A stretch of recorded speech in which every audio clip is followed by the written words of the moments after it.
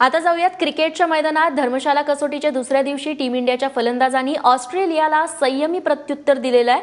भारतानं दुसऱ्या दिवशी उपहारापर्यंत 1 बाद 64 धावांची मजल मारली आहे। टीम इंडिया ऑस्ट्रेलियापेक्षा अजून 236 धावांनी पिछाडीवर आहे। उपहारासाठी खेळ थांबला तेव्हा लोकेश राहुल 31 धावांवरती तर चेतेश्वर पुजारा 22 धावांवरती खेळत होता। त्याआधी मुरली विजय 11 धावांवरती बाद झाला। जोश हेझलवूडच्या गोलंदाजीवरती मॅथ्यू वेडनं विजयचा झेल टिपला।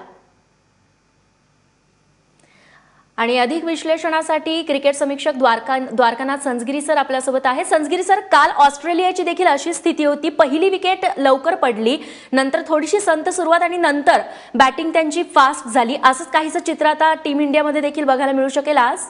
आज ऑस्ट्रेलियाचा गेला जर विचार केला तर लंच पर्यंत त्याने 131 ची मजल मारली होती। आपण त्याच्या निम्म्यानी पण मारलेली नाहीये, पण याचं कारण थोडंसं वेगळं होतं की ह्या खेळपट्टीवर सुरुवातीला, कारण रात्र तिकडे थंड असल्यामुळे थोडंसं मॉइश्चर असतं, त्यामुळे बाउन्स असतो आणि थोडी मुवमेंट मिळते आणि ऑस्ट्रेलियाकडे जास्त चांगले वेगवान गोलंदाज जास्त वेगात टाकतात।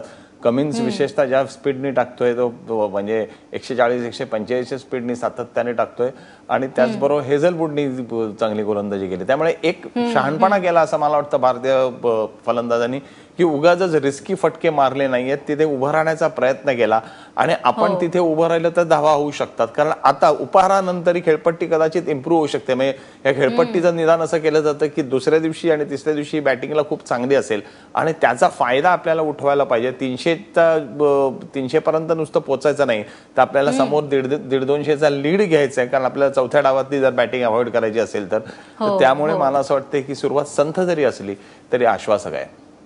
नक्की संजगिरी सर, आता लोकेश 31 धावांवरती खेळतोय, सोबतच चेतेश्वर आहे तो 22 धावांवरती आहे, पुढे रहाणे येणार आहे खेळायला 236। हे म्हणजे पिछाडीवरती सध्या जरी असलो तरी हे टार्गेट पूर्ण करणं फारसं अवघड नाहीये।